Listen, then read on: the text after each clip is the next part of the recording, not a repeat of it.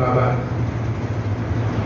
عن عائشة رضي الله عنها قالت أن رسول الله صلى الله عليه وسلم كان يعتكف عشر الأواخر من رمضان.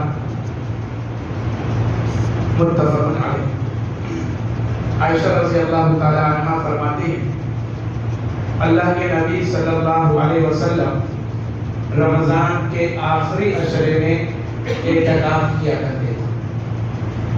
امام بخاری اور امام مسلم رحمہ اللہ نے اس حدیث کو اپنے صحیح کے اندر نقل فرمایا. معلوم ہوا کہ اعتکاف کرنا یہ نبی کریم صلی اللہ علیہ وسلم کی سنت ہے، اور ہر سال جب تک آپ باحیات رہیں آخری عشرے میں رمضان کے آپ اعتکاف کیا کرتے تھے. اور جس سال آپ کا انتقال ہوا اس سال آپ نے 20 دن کا اعتکاف کیا. اعتکاف کس کو کہتے ہیں؟ اعتکاف کا معنی ہوتا ہے اپنے آپ کو روک کر کے رکھنا یا روکے رہنا. شریعت میں اعتکاف کہتے ہیں کہ اللہ کی عبادت کے لیے مخصوص ایام میں مخصوص طریقے سے ٹھہرے رہنا اور رکے رہنا یا گوشہ نشینی اختیار کرنا. اعتکاف کا اصل مقصد ہی یہی ہوتا ہے کہ ہم اپنے آپ کو اللہ کی عبادت کے لیے وقف کر دیں. جو 10 دن جو آخری عشرہ ہوتا ہے اس میں ہم اپنے آپ کو اللہ رب العالمین کی عبادت میں لگا دیتے ہیں. اور معتکف جو ہوتا ہے اعتکاف کرنے والا جو اعتکاف میں بیٹھا ہوا ہے اسے چاہیے کہ چند ضروری ہدایات جو اس کے لیے ہے جو اللہ کے نبی صلی اللہ علیہ وسلم خود فالو کرتے تھے صحابہ اکرام کو بتایا اس طریقے سے ہمارا اعتکاف ہونا چاہیے. ایسا نہیں ہے کہ سنی سنائی چیز کو ہم مان کر کے اعتکاف میں آ گئے اور جیسے غیر اعتکاف میں ہم رہتے تھے ویسے ہی ہمارا معاملہ ہو جائے. اعتکاف میں بیٹھے ہیں تو ہم گھنٹوں بات ہی کر رہے ہیں سب سے، جو آ رہا ہے اس سے ملاقات کر رہے ہیں. نماز پڑھی اس کے بعد بات میں لگ گئے، یا اپنے حجرے میں یا روم میں بیٹھے ہوئے ہیں جو سیپریٹ جگہ ہے اس میں بیٹھ کر کے فون میں لگے ہوئے ہیں بات کرنے میں، یا پھر یوٹیوب پر ویڈیوز وغیرہ تقریر ہی کیوں نہ ہو وہی سننے میں لگے ہوئے ہیں. یہ اعتکاف کا مطلب اور مقصد نہیں. اعتکاف کا مقصد اور مطلب یہ ہے کہ وہ وقت ہم زیادہ سے زیادہ اللہ رب العالمین کی عبادت اور ریاست میں لگائیں، قرآن مجید کی تلاوت میں لگائیں، ذکر و اذکار میں لگائیں، نوافل کے اہتمام اور انصرام میں لگائیں، قیام اللیل کریں. جتنا زیادہ ہو سکے وہ اوقات ہم اللہ کی عبادت میں صرف کرنے کی کوشش کریں. یہی اعتکاف کا مقصد ہے اور یہی اعتکاف کا مفہوم. فرض نماز کے لیے اقامت ہو، آپ آئیے، نماز جماعت کے ساتھ پڑھیے، شریک ہوئیے اور فوراً اپنی جگہ پر جا کر کے ہم وہاں پر بیٹھ گئے. اور جو نمازی یا دوسرے لوگ ہیں ان کو بھی یہ اعتراض کرنا چاہیے، اس بات سے اعتراض کرنا چاہیے ان کو، اور اس کا خیال رکھنا چاہیے کہ وہ بھی زیادہ معتکف لوگوں کو جا کر کے باتوں میں نہ لگا کر کریں. یہ تو بہت سارے ایسے ہیں فرینڈ سرکل میں آتا ہے جا کر کے اسی کے حجرے میں سو گئے، وہیں جا کر کے بیٹھے ہوئے ہیں، گپے لڑا رہے ہیں، گوسپ چالو ہو گیا. نہ ہم ان کو ڈسٹرب کریں اور نہ وہ خود ڈسٹرب ہونے کے لیے یا ڈسٹریکٹ ہونے کے لیے لوگوں کے ساتھ آ کر کے بیٹھے، کیونکہ ان کا مقصد ہی ہے یہ 10 دنوں میں یا 9 دنوں میں اللہ کی خالص عبادت میں لگ جانا اور اس عبادت کے ذریعہ سے اللہ رب العالمین کے رضا اور تقرب حاصل کرنا. تو ان کا زیادہ وقت جو ہے وہ اسی میں جانا چاہیے. بیٹھ کر کے ذکر و اذکار کریں، تسبیحات پڑھیں، قرآن مجید کی تلاوت کریں. جو دعائیں یاد ہیں معصورہ دعائیں اللہ کے نبی صلی اللہ علیہ وسلم سے ثابت ہے، بیٹھے بیٹھے یا لیٹے لیٹے ان دعاؤں کو پڑھیں.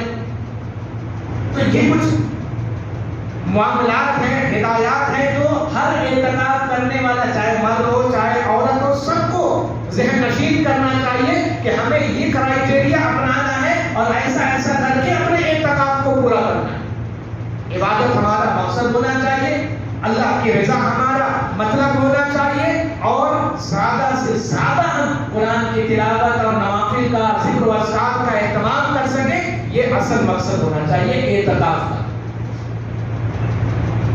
دوسری بات یہ ہے کہ اعتکاف کہاں کیا جائے۔ سورہ بقرہ میں اللہ رب العالمین نے ارشاد فرمایا وَأَنْتُمْ عَاكِفُونَ فِي الْمَسَاجِدِ، اعتکاف کرنے کی جگہ مسجدیں، گھر میں اعتکاف جائز اور درست نہیں ہے۔ یہ اللہ کے نبی صلی اللہ علیہ وسلم کے حدیثوں سے بھی ثابت ہے۔ آپ صلی اللہ علیہ وسلم مسجد نبوی سے لگ کر کے ہی آپ کا کمرہ تھا، لیکن پھر بھی آپ مسجد میں اعتکاف میں بیٹھتے تھے، اور اللہ نے سورہ بقرہ میں آیت نازل کر کے بیان کر دیا وَأَنْتُمْ عَاكِفُونَ فِي الْمَسَاجِدِ، مرد ہو یا عورت ہو اس کو مسجد میں آ کر کے ہی اعتکاف کرنا ہے اور اعتکاف میں بیٹھنا ہے۔ جو ہماری مائیں اور بہنیں گھر میں اعتکاف میں بیٹھتی ہیں وہ جائز اور درست نہیں ہے، اللہ کے نبی صلی اللہ علیہ وسلم کے سنت کے خلاف ہے، اور رب العالمین کے اس سورہ بقرہ کی آیت کے بھی مخالف ہے جس میں اللہ نے کہا وَأَنْتُمْ عَاكِفُونَ فِي الْمَسَاجِدِ، اس میں مرد اور عورتیں دونوں شامل ہیں۔ مسجد میں اعتکاف کرنا، گھروں میں اعتکاف صحیح نہیں ہے، نبی صلی اللہ علیہ وسلم سے ثابت نہیں ہے، اور ہمیں وہی کام کرنا ہے جو جناب محمد رسول اللہ صلی اللہ علیہ وسلم سے ثابت ہے۔ حالت اعتکاف میں کبھی کبھی ایسا سچویشن آتا ہے کہ بہت خاص والدین میں سے کسی کا انتقال ہو گیا، کسی قریبی رشتہ دار بلڈ ریلیشن شپ میں جو آتے ہیں ان میں سے کسی کا انتقال ہو گیا، تو ایسی صورت میں وہ جنازے میں شرکت کے لیے مٹی دینے کے لیے جا سکتے ہیں، لیکن اس میں خیال یہ رہنا چاہیے کہ وہ نہ کسی سے ادھر ادھر کی بات کریں، نہ ہی لہو و لعب میں لگیں، اور نہ ہی ادھر ادھر کی گوسپ میں اپنا وقت گزاریں۔ وہ جنازے میں شریک ہوں گے، مٹی دینے جائیں گے، اور وہاں سے سیدھا پھر فوراً اپنی مسجد میں آ جائیں گے۔ میڈیکل ایمرجنسی کسی کو پڑ جاتی ہے جس میں ہاسپٹلٹی لینا ضروری ہو جائے گا، ہاسپٹلائز کرنا ضروری ہو، یا ڈاکٹر کے پاس آنا مناسب نہیں ہے، جانا ہی ہو، تو جو مجبوری کی صورتیں ہیں اس میں ہی صرف مسجد سے باہر جایا جا سکتا ہے، ورنہ کسی بھی کام کے لیے، اور ایسی مسجد میں جہاں پر یہ ساری چیزوں کا انتظام ہو، شاور کا انتظام ہو اور شہری استفطار آپ کو آسانی سے مل جائے، ایسی ہی جگہوں پر بیٹھنا چاہیے۔ جہاں نہانے کا انتظام نہیں ہے تو آپ کو باہر جانا پڑے گا، یا کھانے کا شہری کا افطار کا گھر سے کوئی لانے والا نہیں، بہت دور ہے، اور یہاں بھی انتظام نہیں ہے کسی مسجد میں، وہاں پر بھی آپ بیٹھ نہیں سکتے۔ تو یہ ساری سہولتیں دیکھ کر کے پھر اس کو کرنا چاہیے اور بیٹھنا چاہیے، کیونکہ آپ کو باہر جانا نہیں، آپ کو باہر نہیں جانا ہے۔ مغرب کے وقت سے پہلے آپ کو مسجد میں آ جانا ہے، اور فجر، بعض علماء اکرام نے کہا ہے کہ فجر کے وقت آپ کو اپنے اعتکاف کی جگہ پہ چلا جانا ہے، اور بعض لوگوں نے کہا کہ مغرب میں آپ آئیں گے تو اسی وقت سے بھی آپ جا سکتے ہیں۔ بہرحال لیکن اس دن 20واں روزہ ہوتا ہے، 20ویں روزے میں 21 کی شب رات سے مغرب سے پہلے ہی آپ مسجد میں داخل ہو جائیں، اعتکاف کی نیت سے، وربلی بول کر کے نیت نہیں کرنا ہے۔ جو دل میں ارادہ آپ نے کیا کہ ہم اپنے آپ کو 10 دن اللہ کے لیے، عبادت کے لیے، اللہ رب العالمین کی رضا اور خوشنودی کے لیے اپنے آپ کو وقف کرتے ہیں، تو وہ اس طریقے سے مغرب سے پہلے فارغ ہو کر کے اپنے تمام ضروریات سے نپٹ کر کے وہ مسجد میں آ جائیں اور اپنے آپ کو اللہ کی عبادت کے لیے لگا دیں، اور زیادہ سے زیادہ کوشش کریں کہ وہ ساری چیزیں، اگر ممکن ہو سکے تو موبائل بھی بہت کم استعمال کریں، جہاں تک ہو سکے صرف ضرورت کے تحت اس کا استعمال ہو تو وہ زیادہ بہتر ہے۔ کوشش یہ کریں کہ فرض نماز کی اقامت ہو، آئے نماز کے مرد و عورت سب کے لیے شامل ہو، اور نماز جیسے ختم ہو جائے تو وہ ذکر و اذکار بھی جا کر کے اپنا وہاں عمل کرنا چاہیں، بیٹھ کر کے الگ سیپریٹ جا کر کے وہاں پر اطمینان اور سکون سے اپنا کریں۔ سلام وغیرہ کسی سے کرنا ہے، مل جائے وہ مل سکتے ہیں، لیکن دنیاوی باتیں، ادھر ادھر کی باتیں ایک سب کرنے سے پرہیز کرنا چاہیے، بچنا چاہیے۔ اللہ تبارک و تعالی ہمیں بھی اپنی عبادت کے لیے ہمیں توفیق عنایت فرمائے، اور نبی صلی اللہ علیہ وسلم کے سنتوں کے مطابق ہر اعمال اور عبادتوں کو انجام دینے کی توفیق دے۔